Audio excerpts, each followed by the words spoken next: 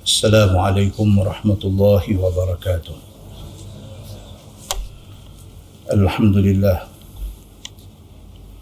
wa bihi nasta'in.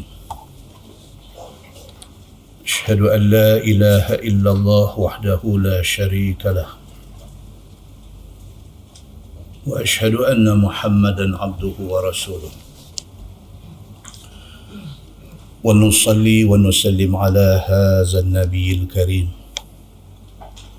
Sayyidil mursalin wa ala alihi wa sahbihi ajma'in. Amma ba'd. Ayyuhal mu'minun, ittaqullah. Usikum wa iyaya bitaqwallah. Faqad fazal muttaqun. Muslimin dan muslimat, mudah-mudahan dirahmati Allah Subhanahu wa ta'ala. Di dalam sebuah hadis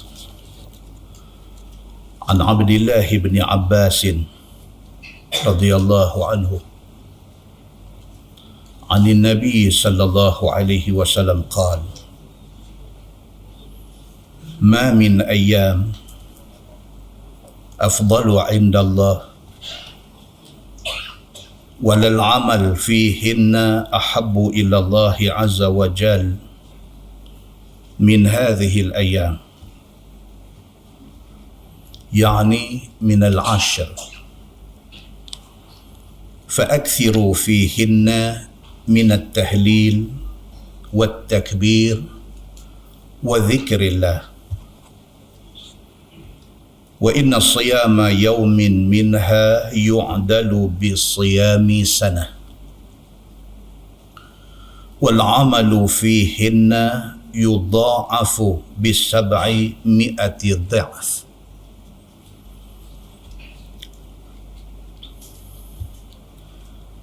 أو كما قال. Hadis sahih daripada Abdullah bin Abbas radhiyallahu anhu, daripada Nabi sallallahu alaihi wasallam bersabda, sabda Nabi, ma min ayyam afdalu indallah walal amal fihinna ahabbu ila Allah azza wa jal min hadhihi al-ayyam, yakni min al-ashr. Tidak ada hari-hari yang lebih baik di sisi Allah, dan tidak ada amal yang dilakukan pada hari-hari itu yang lebih Allah Subhanahu wa ta'ala suka daripada hari-hari ini, yakni minal ashri, iaitu hari yang 10 ini.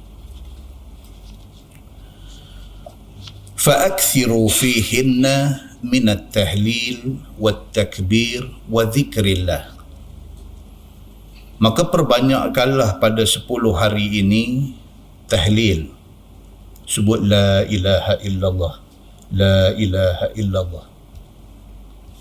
Wat takbir, banyakkanlah sebut Allahu akbar, Allahu akbar.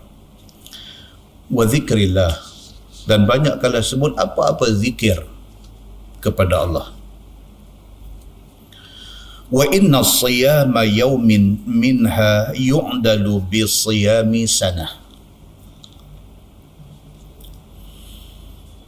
Kata Nabi sallallahu alaihi wasallam, dan puasa sehari pada hari-hari itu sama macam puasa setahun. Wal amalu fihinna, dan buat amal kebaikan pada hari-hari itu, yudha'afu bi 700 dha'f, Allah ganda sampai 700 kali ganda. Hadis itu riwayat Imam Ahmad dengan sanad yang sahih ataupun dengan sanad yang hasan, atau ma qaribuhuma, ataupun menghampiri sahih dan hasan. Muslimin dan muslimat yang dirahmati Allah sekalian, persoalannya 10 hari itu hari apa? Dalam Quran Allah Subhanahu wa taala berfirman, a'udzubillahi minasyaitonir rajim. Bismillahirrahmanirrahim. Wal fajr wa layalin 'ashr. Wasyaf'i wal watr. Wal laili idza yasr. Hal fi dhalika qasamun lidhi hijr. Sadaqallahul azim. Ayat 1 sampai ayat 5 suratul Fajri. Allah berfirman, wal fajri, demi waktu fajar, walayalin 'ashr, dan demi malam yang 10. Kata Imam Al-Qurtubi di dalam tafsir dia. Al-Qurtubi dari satu tafsir, nama dia Tafsir Al-Qurtubi. Kata Imam Al-Qurtubi, dia kata Ibnu Abbas radhiyallahu anhu bagitahu yang dikatakan walayalin 'ashr, malam yang 10 itu ialah malam dan siangnya sekali. Dan yang dikatakan walayalin 'ashr, malam 10, malam yang 10 ataupun hari yang 10 itu, berbeza pendapat ulama tentang benda itu. Ada yang kata 10 akhir Ramadan. Ada yang kata 10 yang pertama bulan Muharram sampai 10 Muharram ataupun dipanggil Ashura. Ada yang kata 10 itu ialah 10 yang pertama bulan Zulhijjah. Majoriti ulama kata yang dimaksudkan dalam ayat wal fajri walayalin 'ashr ialah 10 awal bulan Zulhijjah. Majoriti ulama kata macam tu. Bermaknanya tuan-tuan, kita pada malam ini kita ada pada hari yang ketiga Zulhijjah. Kita dah ada malam 4 Zulhijjah, bermakna kita berada di dalam zon yang disebutkan oleh Nabi sallallahu alaihi wasallam dalam hadis yang kita baca tadi. Di dalam sebuah hadis lain daripada Abi Hurairah radhiyallahu anhu, kata dia Nabi sallallahu alaihi wasallam bersabda, Nabi kata afdalul ayyam ayyamul 'ashr. Nabi sallallahu alaihi wasallam kata sebaik-baik hari ialah hari yang 10. Dan kata-kata Nabi itu merujuk kepada 10 awal bulan Zulhijjah. Hadis itu riwayat Al-Bazzar dan hadis itu sahih. Muslimin dan muslimat yang dirahmati Allah sekalian, maksudnya ialah Allah Subhanahu wa taala bagi dekat kita second chance. Dia bagi kat kita peluang kedua. Selepas daripada Ramadan, Tuhan bagi lagi sekali. Ramadan adalah satu bulan yang tidak dinafikan kelebihan dan fadilat yang ada di dalam dia. Dan di dalam Ramadan yang 30 hari itu, 10 akhir sangat istimewa. Walaupun kita semua tahu Ramadan itu syahrun mubarak, bulan yang penuh keberkatan, dan kita tahu 10 akhir itu 10 yang sepatutnya kita berjaga tunggu untuk mendapatkan keistimewaannya, tapi ramai daripada kita pun terlepas. Allah Subhanahu wa taala dengan limpah rahmat dia bagi lagi sekali peluang, iaitu hari 1 sampai hari 10 bulan Zulhijjah. Dan istimewanya 10 hari awal bulan Zulhijjah ini sabit daripada ayat Quran dan daripada hadis-hadis Nabi sallallahu alaihi wasallam. Istimewa dia sampai dijanjikan gandaan pahala kepada orang yang buat apa juga kebaikan di dalam dia. Dan disebut oleh Nabi sallallahu alaihi wasallam wal amalu fihinna, dan apa-apa amalan yang dibuat dalam 10 hari awal bulan Zulhijjah itu yudha'afu bis-sab'i mi'ati dha'fin, digandakan 700 kali ganda. Kalau kita baca Quran luang daripada 10 hari awal Zulhijjah ini, pahala besar. Likulli harfin, bagi tiap-tiap satu huruf yang kita baca itu 10 pahala. Dalam hadis kata Nabi SAW kata, aku tidak maksudkan baca Quran itu alif lam mim itu 10, tetapi alif itu 10, lam itu 10, mim itu 10. Itu pahala orang baca Quran di luar daripada 10 awal Zulhijjah. Bagi orang yang baca Quran dalam 10 awal Zulhijjah, Nabi SAW kata dalam hadis tadi, dia boleh mendapat ganda sehingga 700 dha'fin, sehingga 700 kali ganda. Dan hadis itu disahihkan, dan ada ulama kata hasan, dan ada ulama kata mendekati sahih dan hasan. Muslimin dan muslimat yang dirahmati Allah sekalian, jangan lepaskan peluang keemasan ini. Jadikan 10 hari awal dan bulan Zulhijjah ini berlain dan berbeza dengan hari-hari lain. Kita kena make sure, kita kena pastikan ni 10 hari awal bulan Zulhijjah ini kita tak serupa masa duduk hari lain. Mau ada berlain daripada selalu. Kalau selalu kita tidak baca Quran, dalam 10 awal ni kena baca Quran. Kalau dalam hari-hari lain, tiap-tiap hari lepas subuh kita baca Quran, dalam 10 awal ni bukan lepas subuh sahaja, sebelum tidur malam pun kena baca Quran. Bagi berlain daripada hari-hari lain. Pasal hari yang 10 ini adalah hari yang sengaja dibelainkan oleh Allah Subhanahu wa ta'ala. Isi masa di antara 1 sampai 10 Zulhijjah ni dengan amalan yang baik-baik. Penuhkan masa dengan berzikir kepada Allah. Sambil duduk naik kereta, zikir kepada Allah. Sambil duduk saja-saja, zikir kepada Allah. Bertahlil kepada Allah. La ilaha illallah, la ilaha illallah. Bertakbir, bertasbih, bertahmid. Isikan masa ini dengan bersedekah. Tak boleh bagi 100, bagi 10, tak boleh bagi 10, bagi RM1. Setidak-tidaknya ada tercatat dalam 10 hari awal Zulhijjah ini kita ada infak pada jalan Allah Subhanahu wa ta'ala. Paling lekeh, hindarkan diri daripada buat dosa dalam 10 hari pertama bulan Zulhijjah ini. Kalau sampai nak puasa pun tak boleh, kalau sampai nak bagi sedekah pun tak boleh, sampai nak bagi masa untuk baca Quran pun tak boleh, kalau sampai nak berzikir sikit pun tak boleh. Padan dengan kita jaga diri kita, jangan buat apa-apa dosa dalam 10 hari yang disebut oleh Allah Subhanahu wa ta'ala dalam Quran dan disebut oleh Nabi SAW di dalam banyak hadis dia. Muslimin dan muslimat yang dirahmati Allah sekalian, di antara amalan paling istimewa dalam bulan Zulhijjah, dalam pada bulan Zulhijjah yang 30 hari ini, amalan paling istimewa ialah mengerjakan haji. Yang haji tidak boleh buat lain daripada dalam bulan Zulhijjah.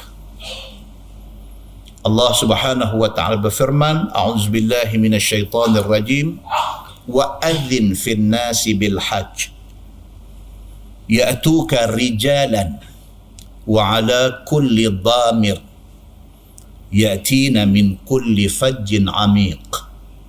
Sadaqallahul azim. Tuhan kata, serulah manusia mengerjakan haji. Tentu tengok peliknya yang kata ibadat haji dengan umrah ni. Pelik dia apa tuan-tuan? Kerajaan Saudi tidak pernah iklan haji dengan umrah ni. Tak pernah iklan. Dia tak pernah buat tahun melawat Pulau Pinang. Saudi tidak pernah buat tahun melawat Mekah, tahun melawat Madinah. Dia tak pernah buat. Dia dua halang lagi orang daripada pergi ramai-ramai. Dia impose, dia perkenalkan macam-macam undang-undang nak bagi orang korang pergi sana. Yang latest ni apa? Bagi orang yang pergi dah, sama ada haji ataupun umrah, nak pergi untuk second time, kena lagi 2,400 ke apakah extra bayar daripada orang yang first time pergi. Pasal apa dia buat peraturan macam ni? Pasal dia nak bagi orang korang pergi. Pasal apa dia sampai macam tu punya nak bagi orang tak pergi? Pasal Allah Subhanahu wa taala sudah sebut dalam Quran, kata manusia ni ya'tuka rijalan wa ala kulli dhamir ya'tina min kulli fajjin amiq. Pasal Allah Subhanahu wa taala sebut dalam Quran, manusia dalam hal nak pergi haji, dalam hal nak pergi umrah, dalam hal nak pergi ke Mekah, Madinah nak buat ibadat ni, ya'tuka rijalan. Tuhan kata dalam Quran, mereka akan pergi by hook or by crook. Mereka akan pergi walaupun terpaksa berjalan kaki. Siapa kata? Allah kata. Di mana Allah kata? Dalam Quran Allah Subhanahu wa taala sebut benda ni. Yang kata haji, yang kata umrah ni, manusia yang pergi duk teringat nak pergi. Bukan kata umrah, haji. Haji ni dah pergi dah, nak pergi lagi. Umrah ni ada orang pergi tiap-tiap tahun, ada orang pergi setahun 2 kali. Pasal apa dia nak pergi? Pasal tarikan yang ada di bumi itu. Allah Subhanahu wa taala kata apa? Ya'tuka rijalan. Dia akan pergi ke Mekah, Madinah ini walaupun terpaksa berjalan kaki. Tuan-tuan, jemaah haji kita hari ini pergi Mekah, hotel duk ada 1.5, 2 kilometer. Pukul kaki cedik dengan cuaca yang semakin meningkat dan dijangka wukuf, masa time wukuf cuaca akan mencicah 51 darjah Celsius. Malam kemarin TV bagi tahu, tabung haji yang duk ada di sana bagi tahu, berdasarkan kepada cuaca yang duk meningkat ni, dijangka hari wukuf cuaca duk ada 51 darjah Celsius. Orang hak nak pergi tahu ke tak tahu? Tahu. Nak pergi.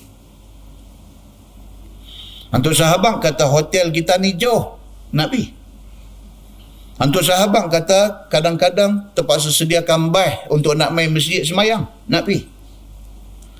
Antuk sahabat kata kota dah penuh. Dia cari jalan. Dia pergi ke Thailand. Dia nak pergi. Pasal apa tuan-tuan? Pasal Allah Subhanahu wa taala yang sebut benda ni.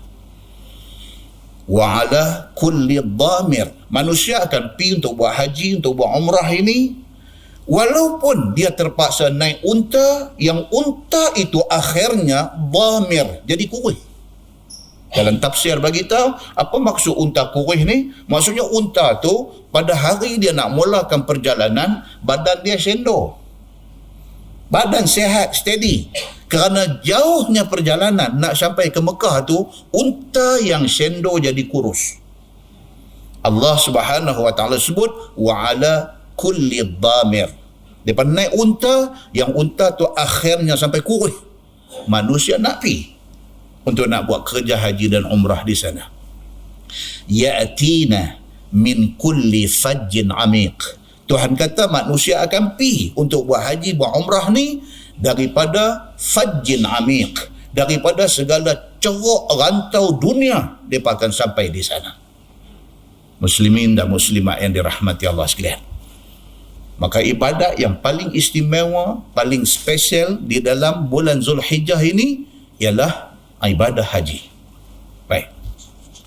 Terus saya sebutlah kos haji naik, terus sahabatlah musim panas, terus sahabatlah suasana tak selesa, sesak, ramai dan sebagainya. Terus sahabatlah kata keren pernah jatuh timpa orang mati ke apa, dia kata hang simpan ke hang, aku nak pergi.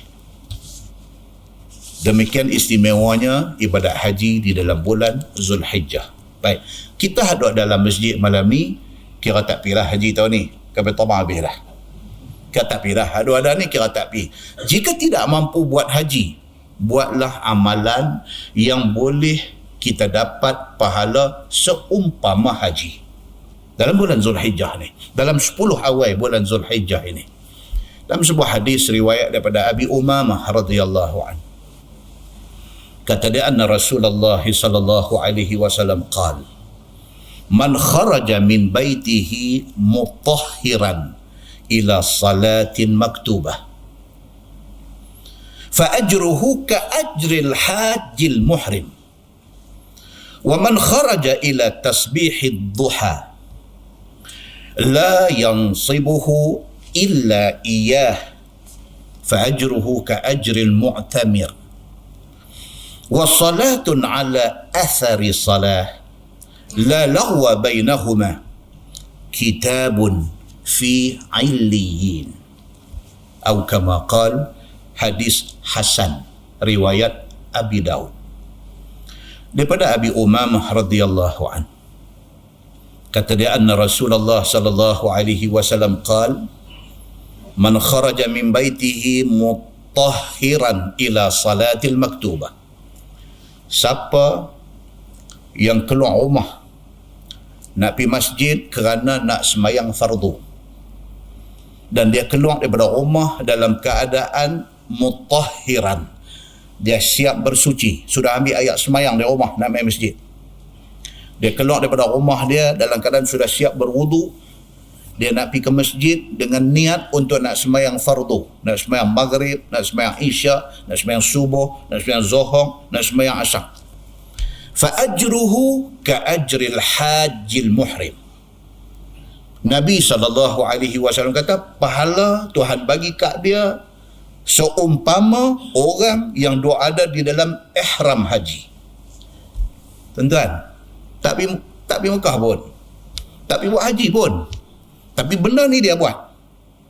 Bukan 10 awal bulan Zulhijjah saja, bila-bila pun. Kalau dia keluar daripada rumah, ambil ayat sembahyang, siap-siap di rumah dengan niat nak pergi masjid, dengan niat nak sembahyang fardu di masjid, dia keluar pergi tu, Nabi SAW kata pahala yang dijanjikan dekat dia sama macam pahala orang yang ada dalam ihram musim haji.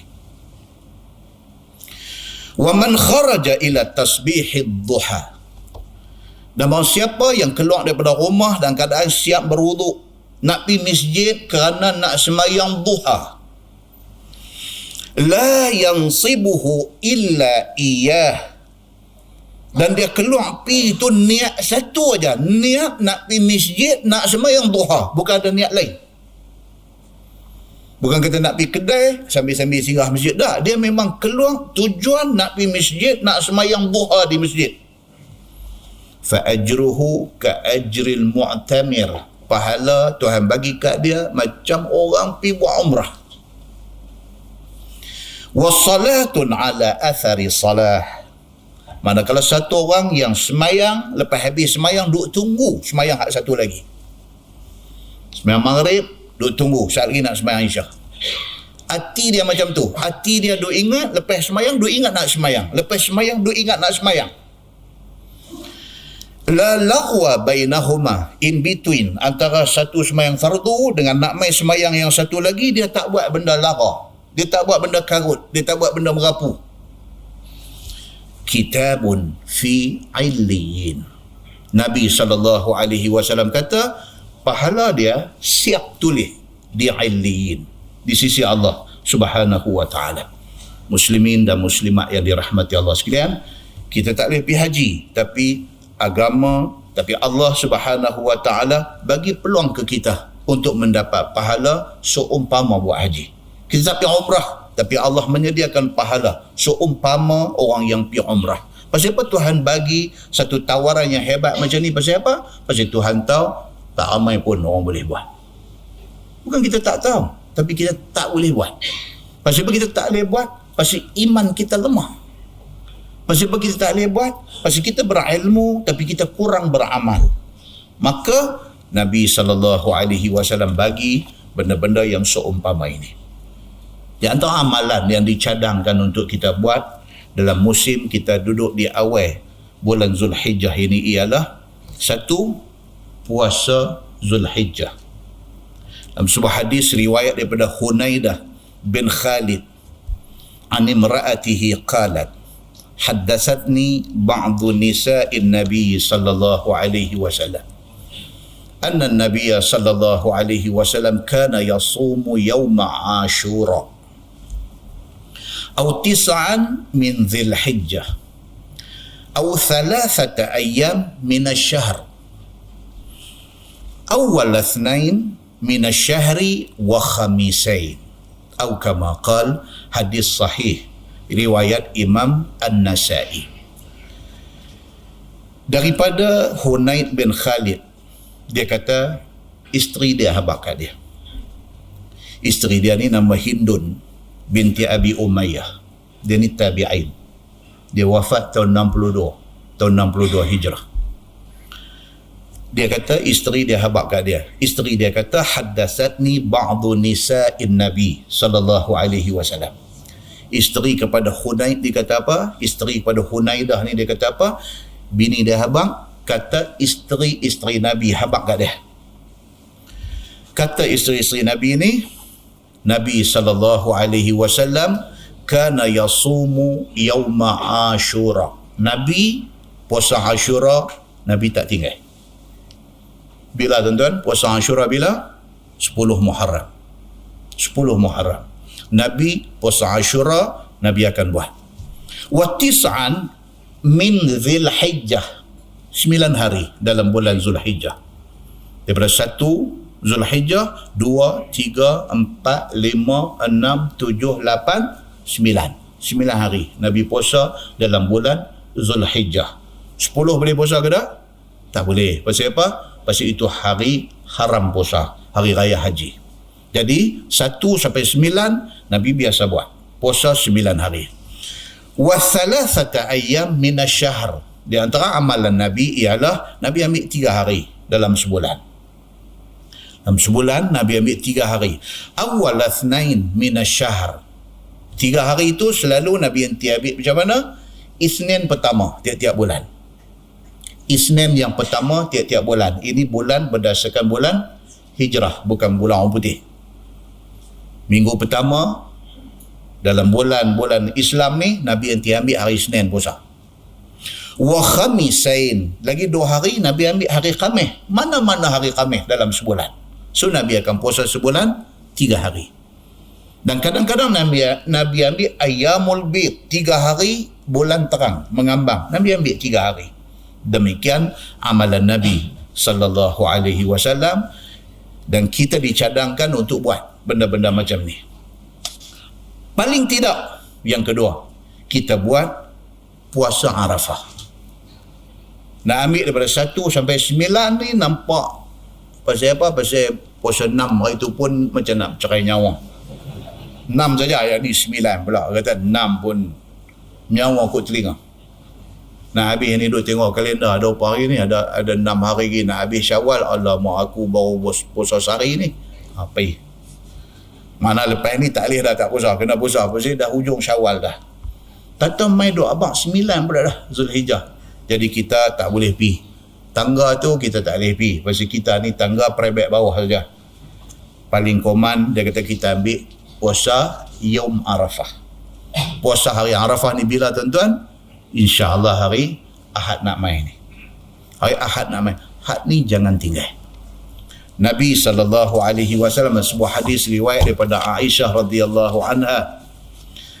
Kata dia, inna Rasulullah SAW qal, ma min yawm akthara min an yu'tiqa Allahu fihi 'abdan minan nar min yawmi Arafah. Wa innahu la yadnu summa yubahi bihimul malaikah fayaqulu Allah ma arada haula, atau kama qal. Hadis sahih riwayat Imam Muslim. Daripada Aisyah, dia kata Nabi SAW bersabda, Nabi kata ma min yaum akthar min an yu'tiqa Allahu fihi 'abdan minan nar min yaumi Arafah. Aisyah kata Nabi bagi tahu, Nabi kata tak ada satu hari pun yang Allah Subhanahu wa ta'ala pilih hari itu untuk Allah membebaskan berapa ramai hamba dia daripada masuk neraka.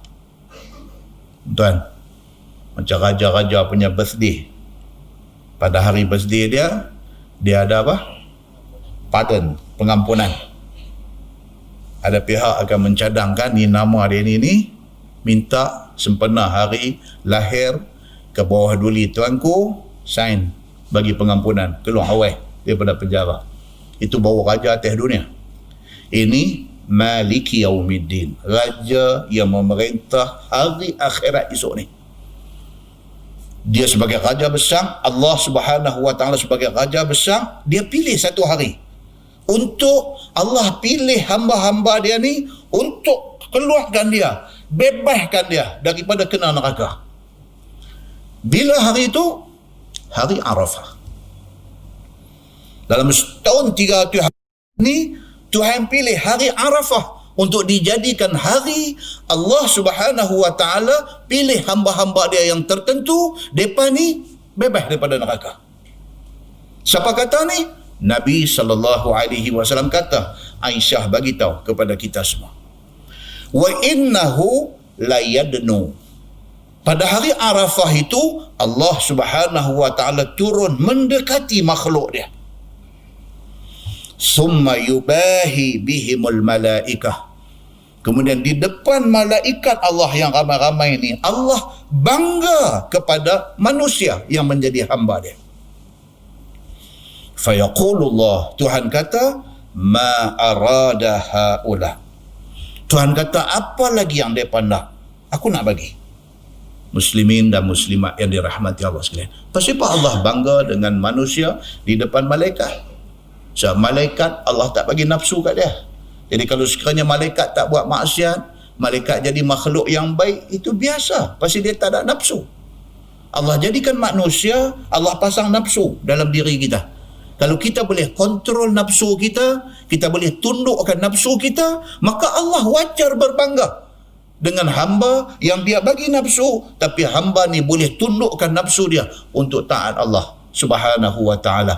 Allah berbangga di depan malaikat dia. Hampa tengok, ini makhluk manusia aku buat. Aku jadikan mereka ni ada nafsu, tapi mereka boleh tundukkan nafsu mereka untuk taat kepada aku. Maka hari ini aku pilih orang-orang yang tertentu, bebaskan mereka daripada api neraka.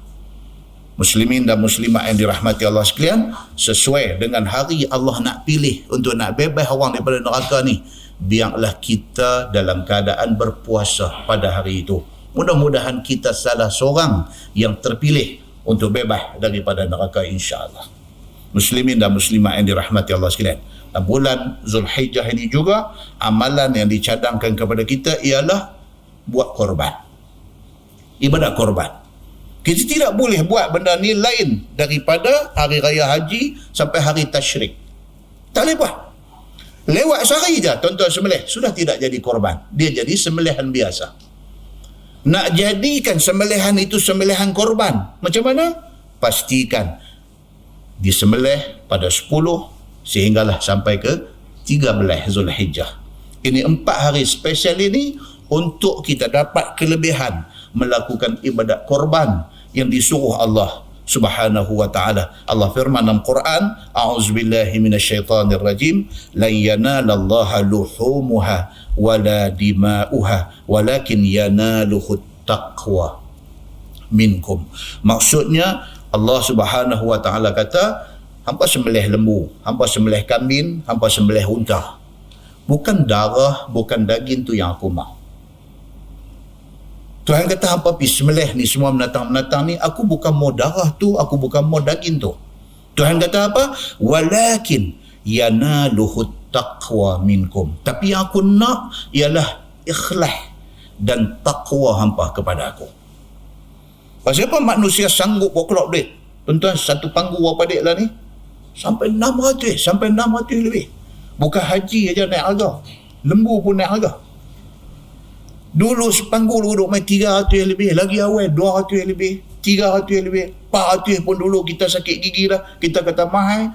Lah ni dia duduk main 650 berada sepanggu. Mau tak mau sudah, kita tersat nak balik fikir, pi pula dia kata lembu habis dah. Punya ramainya orang nak buat ibadat yang disuruh Allah Subhanahu wa ta'ala ni. Maksudnya apa? Manusia nak cari pahala. Mahal, manusia tahu kata mahal, tapi dia nak cari pahala. Pasal apa? Pasal dia beriman kepada Allah, dia percaya dengan ayat Quran, dia percaya dengan hadis Nabi sallallahu alaihi wasallam yang duk cerita tentang kelebihan pi buat ibadat korban ni. Manusia sanggup. Walaupun bajet dia lari, dia tarik juga duit sikit, dia buat juga. Pasal apa? Dia tak mau ketinggalan di hari akhirat esok, dia tak mau menyesal. muslimin dan muslimat yang dirahmati Allah sekalian. Dalam sebuah hadis riwayat daripada Aisyah radhiyallahu anha, kata dia, anna Rasulullah sallallahu alaihi wasallam qala ma amila adamiyun min amalin yawman nahri ahabba ila Allah min ihraqid dam. إنها لتأتي يوم القيامة بقرونها وأشعارها وأظلافها وأن الدم لا يقع من الله بمكان قبل أن يقع من الأرض فطيبوا بها نفسه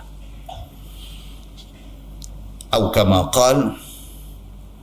Hadis sahih riwayat At-Tirmizi daripada Aisyah radhiyallahu anha. Kata dia, Nabi sallallahu alaihi wasallam bersabda. Nabi kata, ma amila adamiyun min amalin yawman nahri ahabba ila Allah min ihraqid dam. Hari raya haji, hangpa tak usah buatlah amal apa pun. Satu amal ni lah yang Allah paling suka. Apa dia? Tumpahkan darah binatang. Hang buatlah apa pun. Raya haji, beli baju baru, pakai baju baru. Benda ni disuruh. Hari raya pakai baju baru. Hang buatlah apa pun. Hari raya haji, hang isi hari itu dengan macam-macam benda kebaikan kita buat. Tapi Nabi SAW kata apa? Apa buatlah apa pun. Tapi tetap hak Tuhan paling suka ialah ibadat korban. Muslimin dan muslimat yang dirahmati Allah sekalian. Innaha la ta'ti yawmal qiyamah biquruniha wa ash'ariha wa azlafiha. Menatang yang kita buat korban itu, dia akan mai pada hari akhirat esok. Dia mai dengan tanduk dia, dengan bulu dia, dengan kuku dia. Macam mana kita semelih dia di atas dunia dulu, dia mai atas rupa tu di depan kita sebagai bukti kata kita ada buat ibadat korban masa kita hidup di atas dunia. Dia mai sebagai bukti, sebagai saksi di depan Allah Subhanahu wa taala. Nabi kata, wa anna dam la yaqa'u minallahi bimakanin qabla an yaqa'a minal ardi. Sebelum darah menatang yang kita sembelih tu jatuh atas tanah, tak dan darah tu nak menitik atas tanah, Allah sudah redha kepada orang yang buat ibadat korban itu. Dia kita sembelih lembu tu, tak dan darah tu nak percik pergi atas tanah, tak dan menitik tu, Allah redha dah dekat orang yang buat korban ni. Fatibu biha nafsah. Nabi SAW kata, bersihkanlah hati kamu dengan ibadat korban itu. Bersihkan hati kamu. Kita buat ibadat korban itu bermakna kita bersihkan hati kita. Kita buang sifat bakhil, sifat kedekut daripada hati kita. Kedekut kan, kadang duit ni kita nak bawa keluar untuk jalan agama ni, kita fikir sampai 17 kali. Fikir nak buat atau korban tahun ni, nak buat atau korban tahun ni, nak buat raya gitu, tak buat. Pasal apa tu? Pasal apa? Pasal kita duk fikir macam rugi kalau nak terlibat dalam korban ni. Rasa macam sayang duit. Rasa macam duit tu kita guna tang lain. Lebih, dia duk main macam tu. Tapi kita hala kita nak belanja untuk benda yang bukan perintah Allah, kita keluar duit tu ya, tak fikir banyak kali. Tak pasal-pasal pergi bubuh spoiler kat kereta. Tu dia macam tianggul di belakang tu. Tu lagi mahal daripada satu panggung korban tu. Dia bubuh ni dia belakang. Yang tu kita tak fikir banyak kali. Kita duk berkenan, kita duk geram lama dah, kita pergi buat. Bila mai korban ni, orang tanya kita, ni ada lagi 2 panggung ni, mau tak mau ni? Sepanggung berapa? Tanya lo, sepanggung berapa? Dia kata, tahun ni mai sikit lah, dia 580, 58 no. 58 no. Dia duk main gitu. Lagi sekali 58 Ustaz, esok aku kita. Dia ni kata tak boleh lah ni pasal apa ni paling lewat malam ni. Oh malam ni lah. Asal aku berita.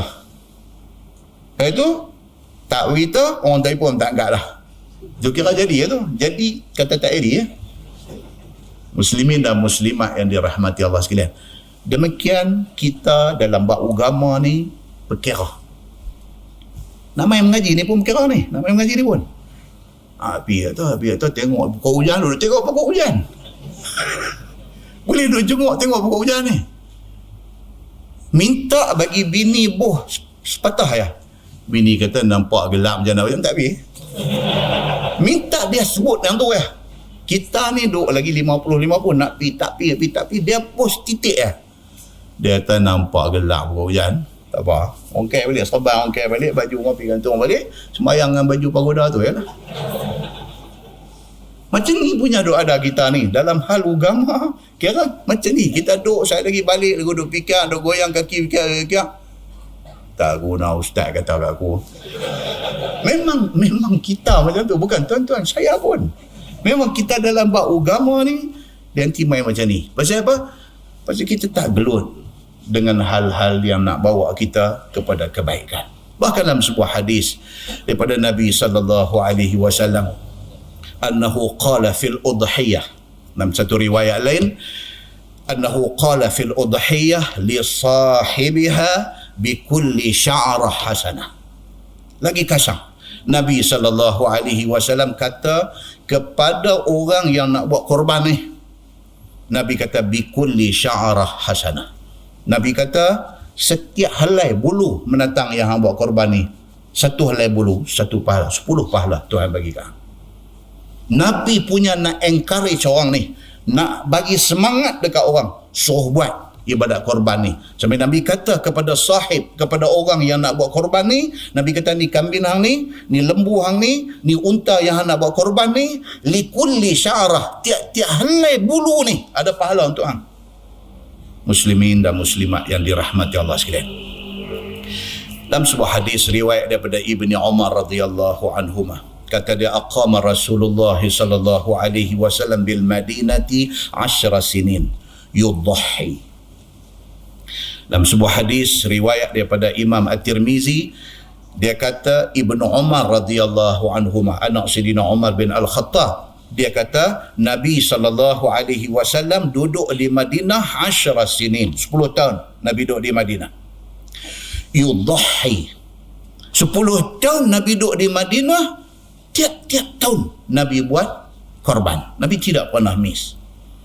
Dalam sebuah hadis riwayat daripada Ali bin Abi Talib, annahu kana yudhhi bi kabshain, ahaduhuma anin Nabi sallallahu alaihi wasallam wal akhar an nafsihi. Faqila lahu, faqala Ali amarani bih, يعني النبي صلى الله عليه وسلم فلا أدعه أبدا. Daripada Ali bin Abi Talib, dia tiap-tiap tahun dia dipotong 2 ekor kambing. Sayyidina Ali, siapa dia ni? Pupuk Nabi, menantu Nabi, orang yang cukup close dengan Nabi, yang kewafatan Nabi dia urus pengkebumian dan sebagainya.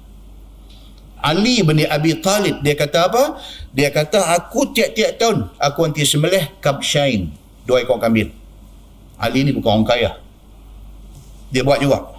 Walau dia bukan orang kaya, bukan orang senang, tiap-tiap tahun dia komit diri dia, dia wajibkan diri dia 2 ekor kambing, 2 ekor kibas dia akan sembelih.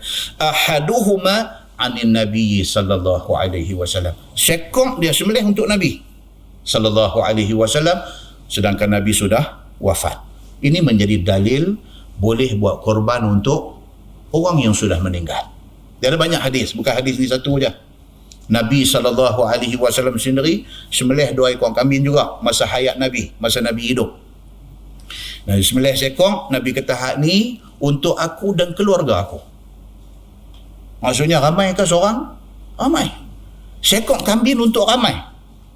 Maka ulama fiqh ambil kesimpulan daripada hadis itu, kalau lembu ada 7 panggu, boleh tak boleh satu panggu tu pun share? Boleh tak boleh?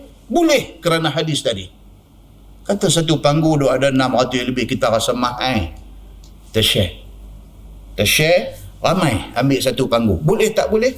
Nabi SAW dalam hadis, Nabi buat 2 ekor kambing, hak sekong Nabi kata ini untuk aku dan keluarga aku, sekong. Lagi satu, Nabi kata untuk umat aku yang tidak melakukan korban. Nabi buat untuk umat dia. Berapa punya ramai manusia dia ada.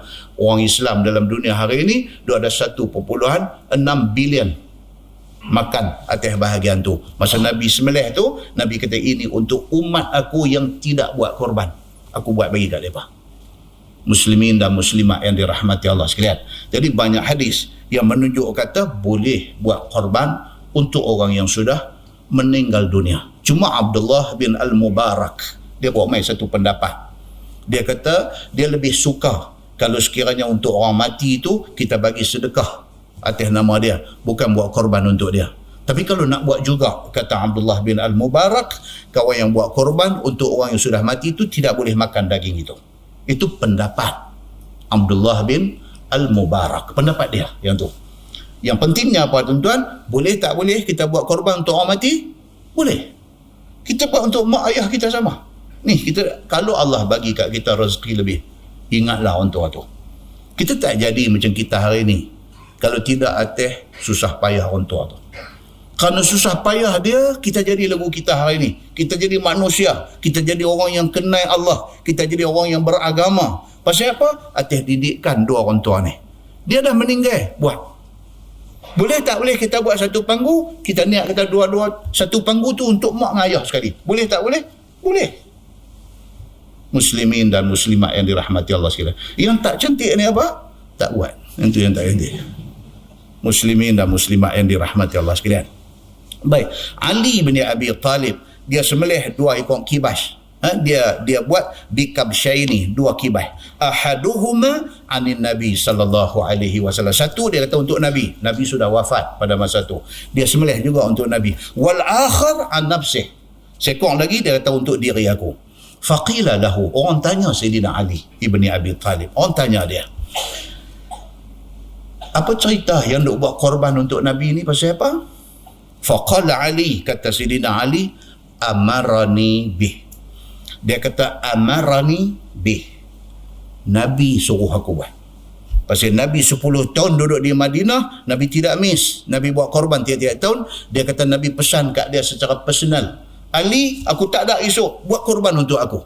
Maka kerana itu, dia kata, aku akan buat korban untuk Nabi sallallahu alaihi wasallam. Dia kata, fala ada'uhu abada. Sekali-kali aku tidak akan tinggal korban untuk Nabi ini selama-lamanya. Dia kata. Muslimin dan muslimat yang dirahmati Allah sekalian, demikianlah hadis-hadis yang ada yang menceritakan tentang bagusnya yang dikatakan ibadat korban ini.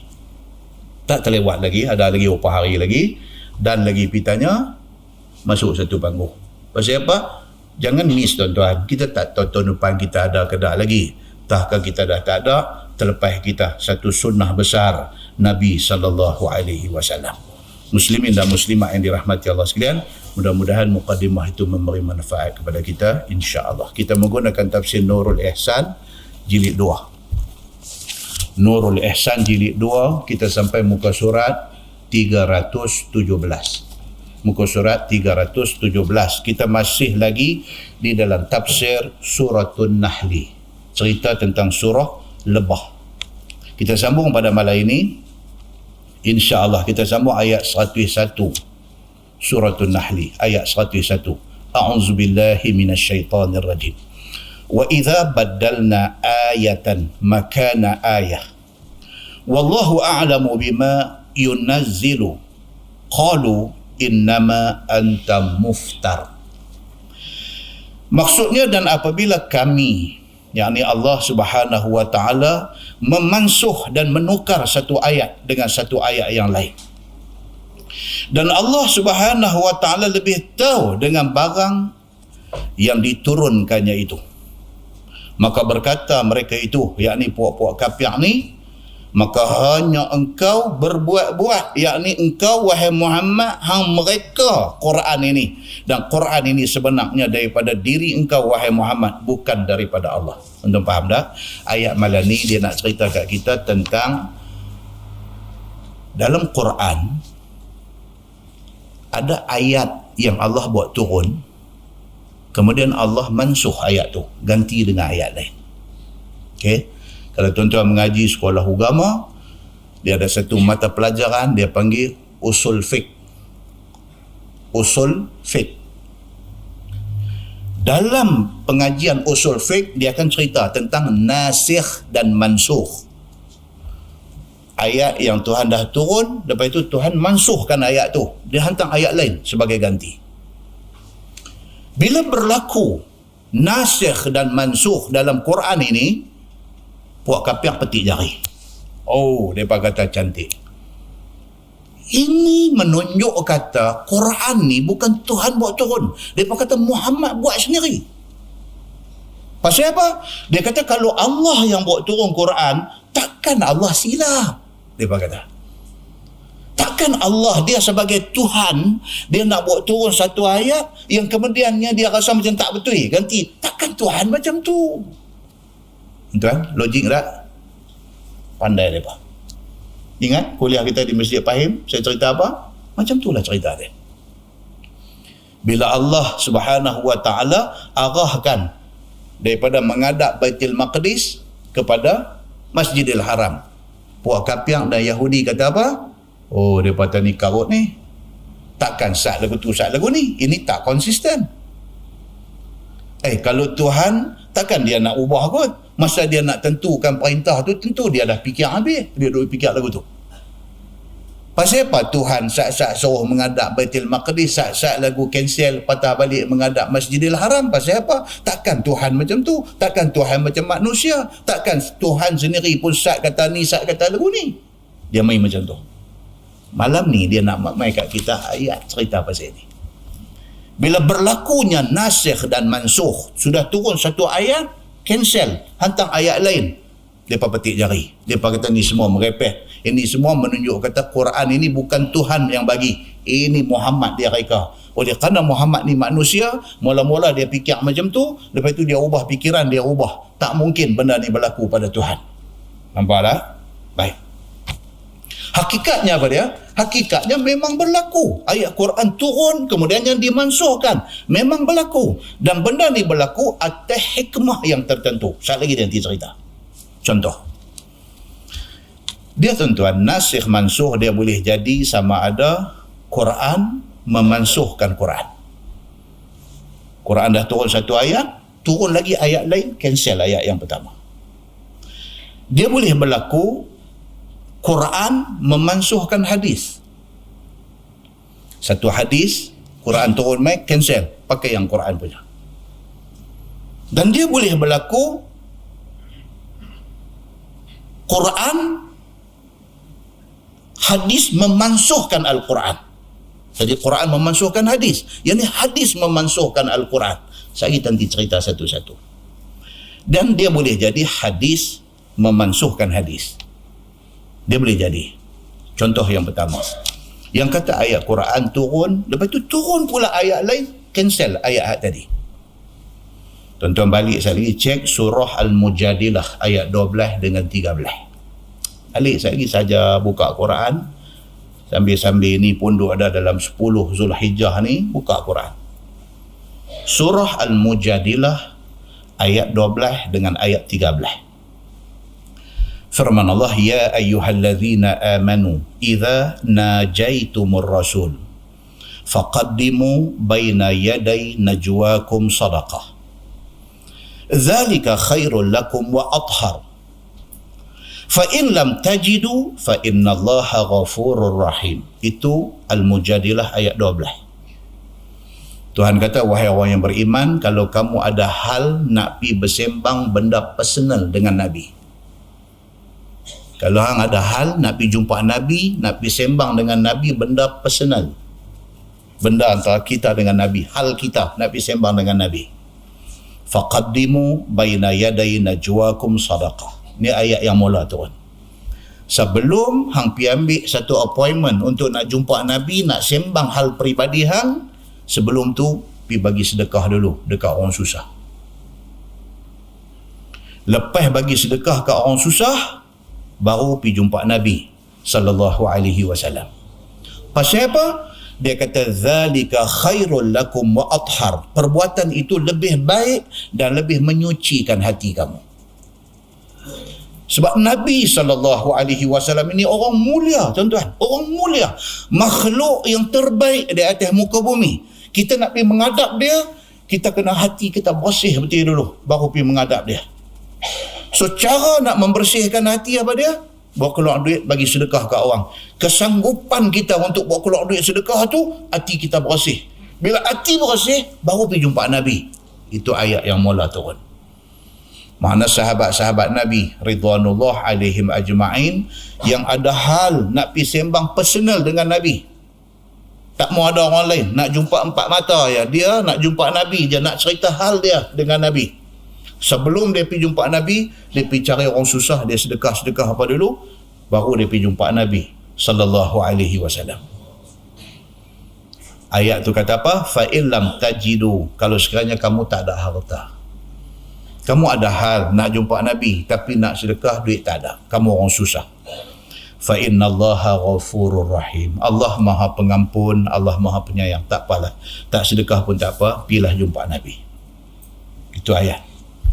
Turun ayat yang berikutnya, ayat 13 surah yang sama. Tuhan kata, "Ashfaqtum an tuqaddimu baina yaday najwakum sadaqat." Tuhan kata, adakah hampa takut jadi miskin nak bagi sedekah sebelum pergi jumpa Nabi? Tuhan tanya. Maksudnya apa? Ada orang ada duit, tapi dia sayang duit. Dia sayang nak bawa keluar duit. Ayat tadi perintah, sebelum jumpa Nabi nak bercakap hal personal, sedekah dulu. Dia ada duit. Dia sayang duit. Dia tak mau nak sedekah. Dia saja tak mau sedekah, dia nak pergi jumpa Nabi. Tuhan tegur benda ni. Tuhan kata, "Ashfaqtum an tuqaddimu baina yaday najwakum sadaqat." Adakah hang kedekut, hang takut jadi miskin nak bagi sedekah sebelum jumpa Nabi? Fa idh lam taf'alu wa taballahu alaikum. Tuhan kata apa? Tak apalah, kalau kamu tak buat macam tu, Allah terima taubat kamu. Maknanya mansuh dah. Yang tadi kata nak jumpa Nabi kena sedekah, kalau tak sedekah pun tak apalah. Saja tak mau sedekah pun tak apa. Tuhan kata, dia memansuhkan ayat yang suruh bagi sedekah sebelum jumpa Nabi. Dah mansuh dah. Faqimus salah. Janji hampa orang yang semayang. Tuhan kata, wa atuz zakah. Janji hampa zakat bawa keluar elok-elok. Wa ati'ullaha wa rasulah. Janji hampa taat Allah dan Rasul. Wallahu khabirum bima ta'amalun. Allah Maha mengetahui apa yang hampa buat. Ayat yang kedua ni, ayat Al-Mujadilah 13 memansuhkan ayat Mujadilah 12. Ayat 12 suruh bagi sedekah sebelum jumpa Nabi. Ayat 13 kata tak payah, boleh terus jumpa. Ayat Quran memansuhkan ayat Quran. Dia ada juga nasah Al-Quran dengan As-Sunnah. Dia kata, mai satu ayat Quran, Tuhan kata, kutiba alaikum idha hadara ahadakumul maut in taraka khairanil wasiyatu lil walidaini wal aqrabin bil ma'ruf haqqan 'alal muttaqin. Maksud dia, diwajibkan ke atas hampa apabila nak mai masa mati, tulis wasiat. Okey.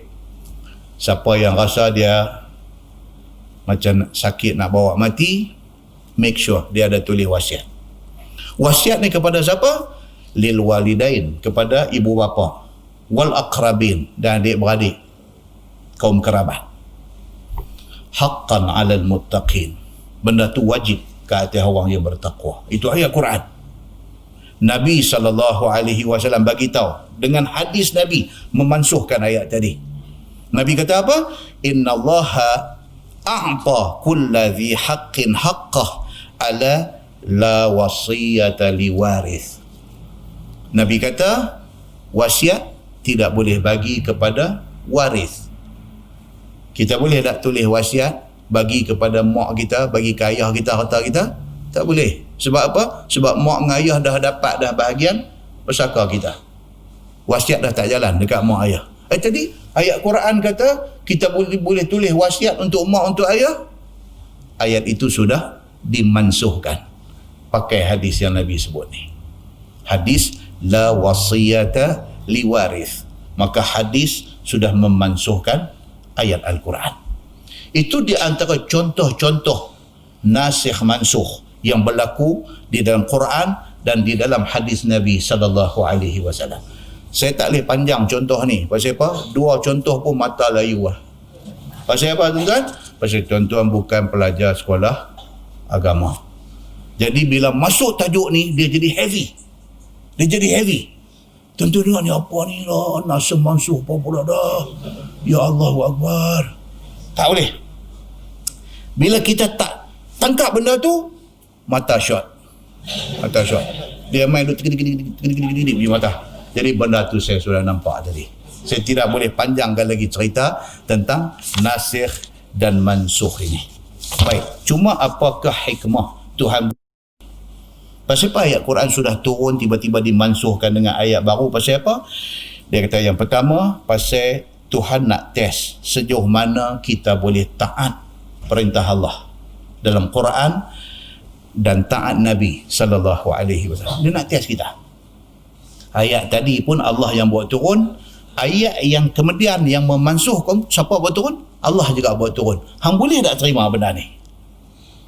Allah nak test. Yang kedua, masa ayat Quran duk turun tu, dia proses nak mentasyri'kan hukum. Quran duk turun, hukum baru duk turun, hukum baru duk turun. Nak jadikan Islam ni satu agama yang sempurna, dia ada proses dia. Dia tak turun ke debuk, semua kena ikut. Contoh apa dia? Pengharaman arak. Allah boleh aja kalau dia terus buat turun ayat, arak haram terus. Tapi no, Allah tak turun macam tu. Dia buat turun sikit-sikit. Mula-mula dia habang apa? Arak ni ada baik, ada buruk. Dia habang tu. Tapi buruk lagi banyak daripada baik. Turun macam tu dulu. Jadi orang pun dengar ayat yang turun, okey, minum sikit dulu. Dia kata betul benda ni memanglah, dia kata aku duk minum hari-hari, aku tahulah ada bagus ada tak bagus dah. Minum terlebih sikit, dia main bion. Dia terajang pintu rumah, dia tabuh anak bini dan sebagainya. Itu tak bagus kata. Tapi bagus dia apa? Bagus dia bila kerosot, kena sebetul boleh tidur. Jadi lupa saya masalah. Bagus. Tuan-tuan tanya orang dia isap rokok ni, kenapa dia isap rokok? Dia tahu tak kita isap rokok tu tak bagus? Dia tahu tak? Tahu. Tapi dia isap rokok pasal apa? Pasal bila dia isap rokok, problem yang duk melungguk atas kepala dia ni terbang pergi 15%. Bila dia isap rokok, dia embuih tu. Pergi tu. 100 masalah, dia pergi 5. Sehari dia embuih lagi, pergi 5 lagi. Habis puntung, adalah 20 masalah dia pergi. Tinggal lagi 80. Ringan sikit. Kan? Orang kata kat dia, ni isap rokok dia bagus ke? Dia kata tak bagus, saya pun tahu tak bagus. Saya duduk bicara, saya tahu kata tak bagus. Tapi hang tak isap rokok, hang tak tahu. Dia kata. Dia nak abang tadi itulah. Bila dia hisap tu, dia lepas tu, tambah dia pandai buat bunga, asap bunga kan. Yang tu dia bukan pi 5, dia sekali pi 15. Dia sekali pi 15, bunga tu dia gulung pi 15, tinggal 50 lagi masalah dia. Tapi sekali lagi, kosok tu main lagi, 150 kita tambah main kepala dia. Macam itulah arak. Orang yang dah kena arak ni, dia addicted. Dia ketagih. Turun ayat kata terus on the spot kena berhenti arak. Oh, dia kata tak boleh, Islam nampak leceh macam ni. Okey, so Allah buat turun sikit-sikit. Arak ni ada bagus, ada tak bagus, tapi tak bagus lagi banyak. Sebahagian daripada sahabat Nabi ada yang stop terus. Sayyidina Umar bin Al-Khattab radhiyallahu anhu, turun ayat yang mula tak berhenti. Duk nak sikit lagi lah. Kalau tadi cedok dalam tempayan minum, ni lagu bubuh dalam mak ayat minum kecil sikit.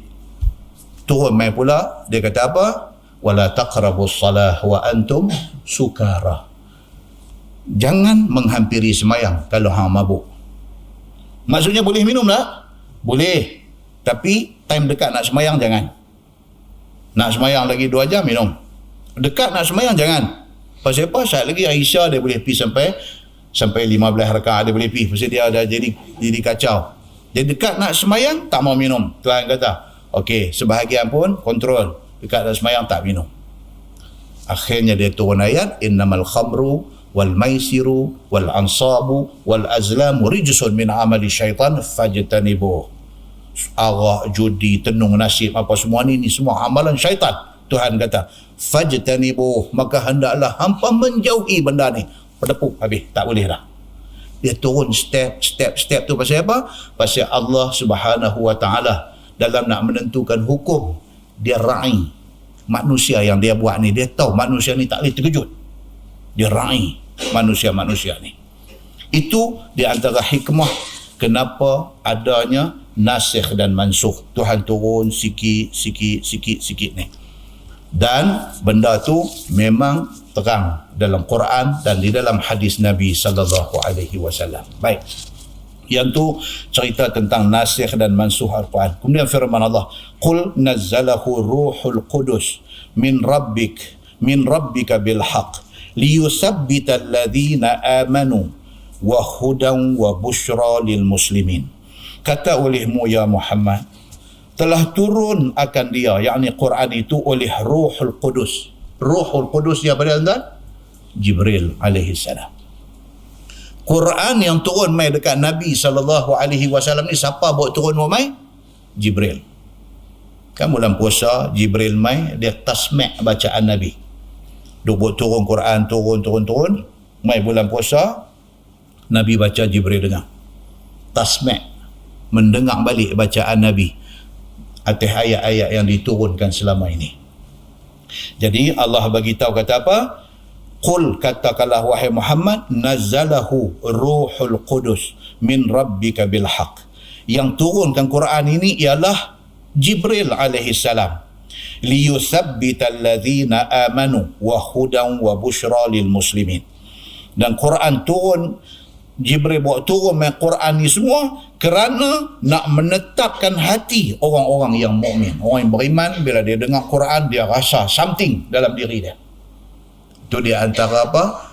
Instrumen untuk kita nak test kita ni beriman ke tak. Untuk kan Quran kata apa?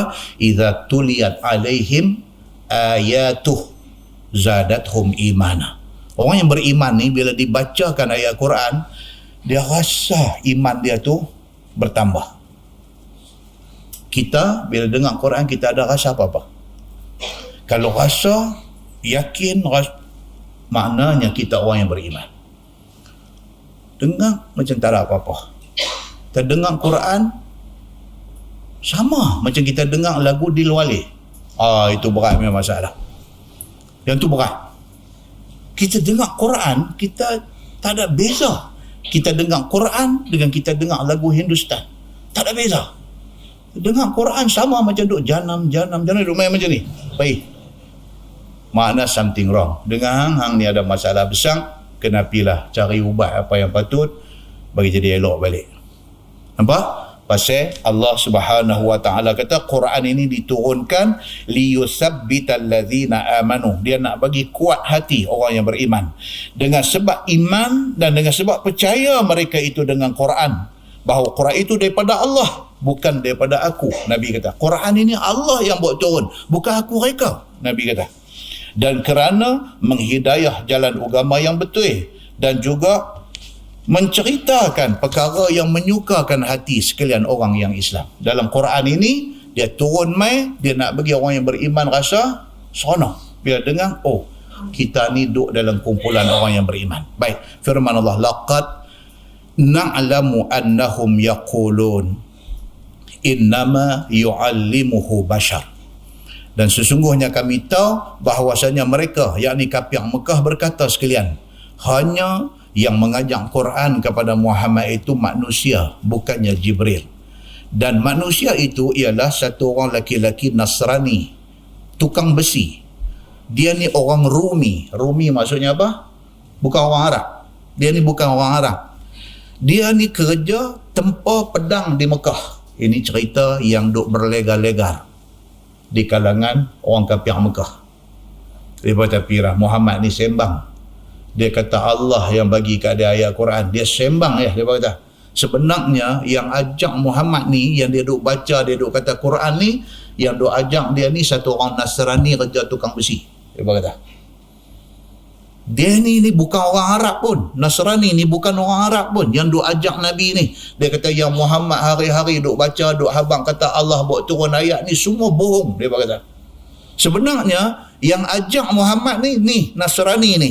Dan Nasrani ni bukan orang Arab. Dia ni kerja tukang besi. Dia ni lah yang duk ajak Nabi selama ni.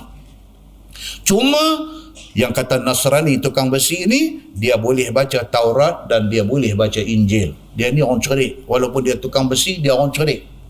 Injil dia boleh baca, Taurat dia boleh baca.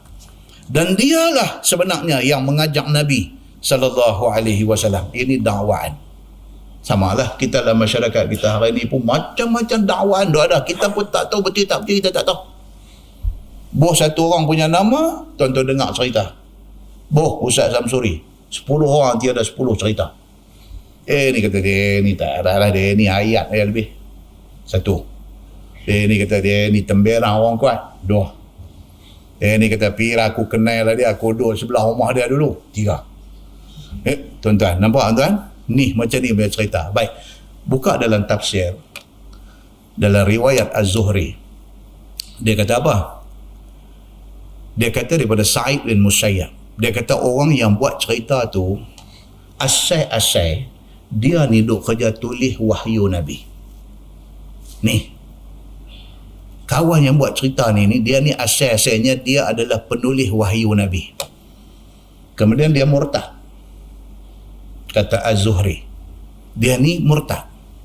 Dia yang buat cerita dan buat fitnah benda ni. Nampak tuan-tuan? Bahaya tak bahaya? Orang yang satu masa close dengan kita, tiba-tiba dia fitnah kita. Cukup bahaya. Orang yang mula-mula buat keluar cerita, kata Muhammad ni sebenarnya, mana ada Jibril main duk bagi ayat Quran kat dia? Tak ada Aku duk kerja tulis wahyu dulu ni. Nampak tuan-tuan? Bahaya. Bila orang dengar, oh dia memang duk kerja tulis wahyu dulu. Dia tahu. Demikianlah bahayanya kita ni. Apabila adik-beradik kita sendiri fitnah kita, oh makan tuan-tuan. Apabila jiran sebelah rumah kita fitnah kita, oh makan tuan-tuan. Apabila orang yang satu masa jadi orang kanan kita, tiba-tiba dia fitnah kita, makan cerita tu tuan-tuan. Pasal apa? Pasal orang lain melihat dia ni close dengan kita. Patah hantar yang abang ni siapa? Abang dia yang abang. Pergi kita. Pergi tu dengar, pergi. Dia kata abang dia yang cerita benda ni, takkan abang dia nak mohon kot. Nampak tuan? Makan. Orang lihat dengar pun sungguh juga, abang dia cerita ni. Nampak? Lagi tahu apa kata? Anak dia abang benda ni. Pergi. Anak dia abang. Orang bila dia nak fitnah kita, dia akan guna nama orang-orang ni semua. Ataupun orang ni sendiri yang mulakan cerita ni. Dia kata lah, aku duduk sebelah rumah dia dulu, aku tahu lah. Pergi kita. Aku satu lorong dengan dia. Rumah aku satu lorong dengan rumah dia. Habis kita. Rumah aku duduk belakang dapur dengan rumah dia. Jahanam kita. Aku duduk satu taman dengan dia. Aku tahu lah. Habis kita. Nampak tuan? Yang fitnah Nabi, yang kata Nabi sebenarnya reka ayat ni, yang ajak ni ialah Nasrani tukang besi ni yang duk ajak dekat Nabi ni. Siapa yang fitnah ni? Dia ni dulu kerja tulis wahyu Nabi. Salah seorang daripada dia dah ramai yang duk tulis wahyu Nabi ni. Bila turun main wahyu, ada orang duk katibul wahyi. Dia pergi kerja duk tulis wahyu ni. Dia salah seorang. Kemudian dia murtad. Bila dia murtad, dia bawa keluar cerita, orang percaya. Baik, itu yang dikatakan di dalam Az-Zuhri dalam riwayat daripada Sa'id bin Musayyib. Cerita dia macam tu. Baik, firman Allah Subhanahu wa taala, lisanul ladzi yulhiduna ilaihi a'jamiyyun wa hadza lisanun arabiyyun mubin. Ini ayat Quran. Lidah yang depa cenderung kata ajar itu lidah ajam. Dan ini Quran lidah Arab. Tuhan tolong jawab. Defend Nabi. Mereka fitnah kata yang duk karang ayat Quran bagi dekat Nabi ni ialah satu Nasrani tukang besi. Nasrani ni bukan orang Arab. Tuhan buat turun mai ayat. Tuhan kata lisanul ladzi yulhiduna ilaihi a'jami. Tuhan kata yang daripada duk fitnah kata duk karang ayat Quran bagi dekat Nabi ni, dia orang Ajami, dia bukan orang Arab. Sedangkan wahadha lisanun arabiyyum mubin. Tuhan kata sedangkan Quran ini turun dengan lidah Arab yang terang. Tuhan kata apa? Hampa percayakah kata Nasrani yang bukan Arab yang buat Quran ni, sedangkan Quran ini turun terang-terang bahasa Arab yang tinggi. Tuhan defend Nabi sallallahu alaihi wasallam yang nyata Quran itu terang dan fasih. Macam mana Tuhan kata boleh ajak akan dia oleh satu orang ajam, satu orang yang bukan Arab nak pergi duk karang Quran sampai tebal macam tu? Tuhan kata fikir pun tak boleh masuk dalam akal. Muslimin dan muslimat yang dirahmati Allah sekalian, innal ladzina la yu'minuna bi ayatillah la yahdihimullah wa lahum azabun alim. Bahwasanya segala mereka, yakni yang tidak beriman dan tidak percaya dengan segala ayat Quran itu, tiada hidayah akan mereka itu oleh Allah Subhanahu wa taala. Jenis tak percaya Quran ni sebab apa? Depa tak akan percaya. So, kita jangan putus asa. Kita bila kita cuba untuk nak berdakwah, untuk nak sampaikan Islam, akan ada sekelompok manusia yang memang takluk. Islam ni tak boleh nak penetrate dia, takluk. Kita bercakap ni akhirnya jadi musuh dengan dia. Kita jalan kerja dakwah kita, tapi kita tahu ada sekumpulan orang tak boleh lut. Cakaplah lagu mana pun kat dia, terang kat dia, bukan marah, cakap elok-elok, cakap nada kita, nada nak explain tentang Islam kat dia, tak jalan tak apa, dia attack kita balik. Normal benda macam ni daripada zaman Nabi sallallahu alaihi wasallam. Tapi Tuhan kata apa? Depa adalah orang yang tiada hidayah akan mereka itu oleh Allah Subhanahu wa taala. Memang tak ada hidayah. Tak boleh buat apa. Begitu. Dan bagi mereka itu azab yang sangat sakit, iaitu neraka. Bagi geng ni yang memang tak lut, Islam tak boleh nak tikam lut diri dia, depa ni tolak pergi ke neraka habis. Tak boleh buat apa. Kita jalan dah kerja dakwah kita, dengan dia ni tak boleh buat apa. Habis, selesai, selamat jalan dia. Baik, firman Allah Subhanahu wa taala, innama yaftaril kadhiba alladhina la yu'minuna bi ayatillah. Hanya yang tergamak buat dusta atas Allah ialah segala mereka yang tidak beriman dengan segala ayat Allah, yakni tidak beriman dengan Quran. Orang yang sanggup buat dusta atas nama Allah adalah orang yang tak beriman dengan Allah. Ini masalah rang undang-undang apa yang nak dibentangkan, rang undang-undang persendirian ni kan. Sahibus Samahah apa Datuk Mufti Wilayah Persekutuan, dia sampai buat dalam bayan linnas dia tu, dia sampai tulis, baca dia punya explanation tu. Tapi berapa orang baca yang dapat terima, berapa ramai yang baca tak boleh terima. Bagi saya tidak, sangat susah kita nak mendapat satu orang mufti seumpama Mufti Wilayah Persekutuan. Sangat susah, tuan-tuan. Berilmu, tawaduk, sangat ikhlas dia ni. Sangat ikhlas. Dan tengok muka dia pun tuan-tuan tahu dia ikhlas. Tak ada riak muka ni kok kata ada own interest, ada kepentingan diri, nak cari nama, nak tunjuk pandai. Tak ada kat dia. Nampak dia ni Allahu Akbar. Dan dia respon kepada benda-benda yang current, benda-benda yang bersifat semasa. Dia respon. Dan respon dia pula sangat humble. Tuan-tuan baca tulisan dia dalam bayan linnas ni, tuan-tuan cari, tunjuk kat saya. Kalau ada satu ayat dia yang nampak macam dia ni nak sombong ke orang. Tak ada. Pasal apa? Pasal dia tulis itu daripada hati dia yang cukup tawaduk kepada Allah. Baca tulisan dia, kita boleh rasa dia connected dengan hati kita. Saya suka baca dia punya tulisan tu dalam bayan linnas. Bayan linnas ni maksud apa, tuan-tuan? Orang tabligh duk buat bayan, majlis bayan. Bayan ni apa dia? Bukan bayan lepas. Bayan maksudnya penerangan. Bayan linnas, dia nak terang kepada orang ramai, kepada manusia. Kan kita cerita di Masjid Pahim itu, dia bawa keluar isu kartun Pokemon apa semua kan. Bila dia buat, kalau dia orang yang awal respon kepada isu semasa, ramai orang gasak dia. Manusia ni dengan tak tahu dosa pahala ni, mereka bukan tengok orang dah, mereka nak gasak. Macam ni punya orang, punya bagus, punya tawaduk, berilmu tuan-tuan. Dia mengaji Madinah, first degree dia. Dia pergi sambung master dia di Syria. Lepas tu dia buat PhD. Dia jadi pensyarah universiti.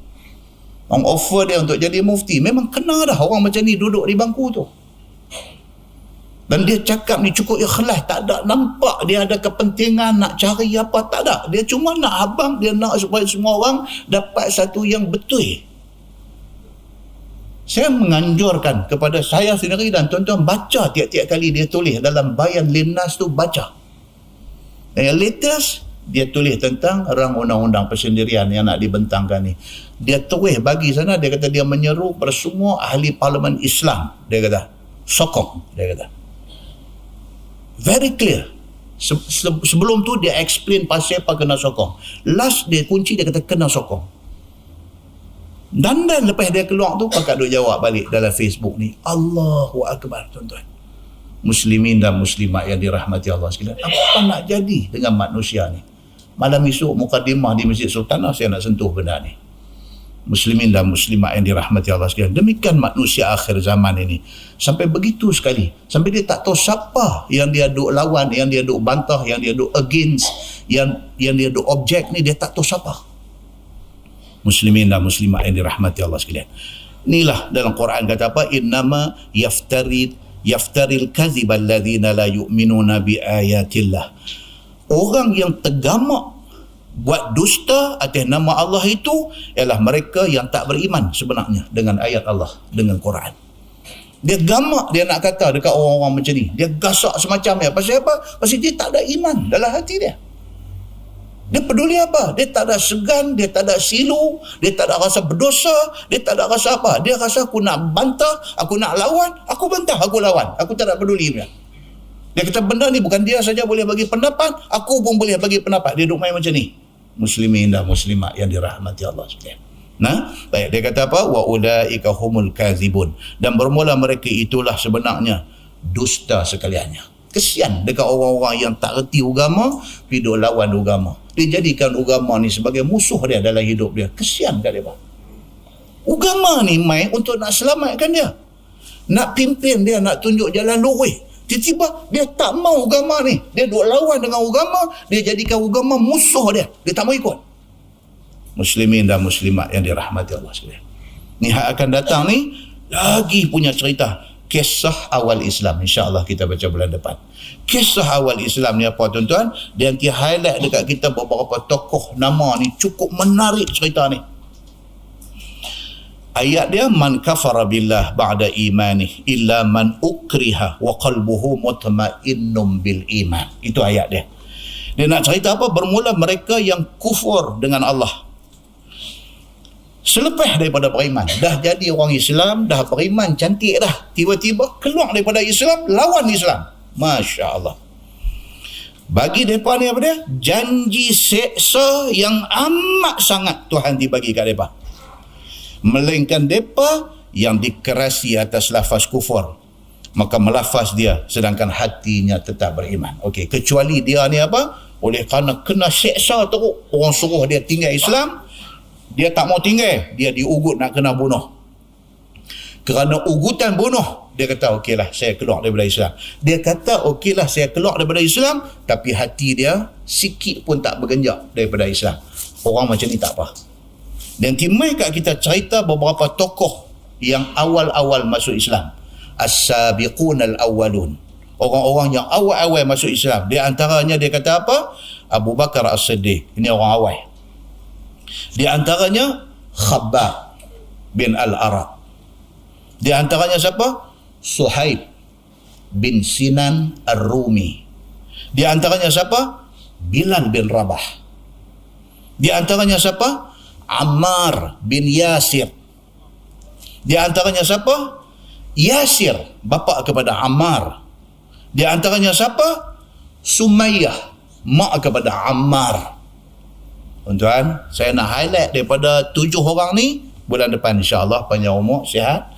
Daripada 7 orang ni, saya nak fokus Ammar bin Yasir dengan bapa dia Yasir bin Amir, dengan mak dia Sumayyah binti Khayyat. 3 orang ni aja kita nak cerita. Hak banyak tu kau cerita tuan-tuan, saya bila pun tak habis kita ni.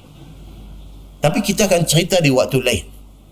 Sebab tuan-tuan, kita selain daripada kita baca Quran, kita belajar tafsir Quran, selain daripada kita baca hadis Nabi, kita fahami hadis Nabi, kita juga kena tengok ni kisah hidup para sahabat Nabi ridwanullah alaihim ajma'in.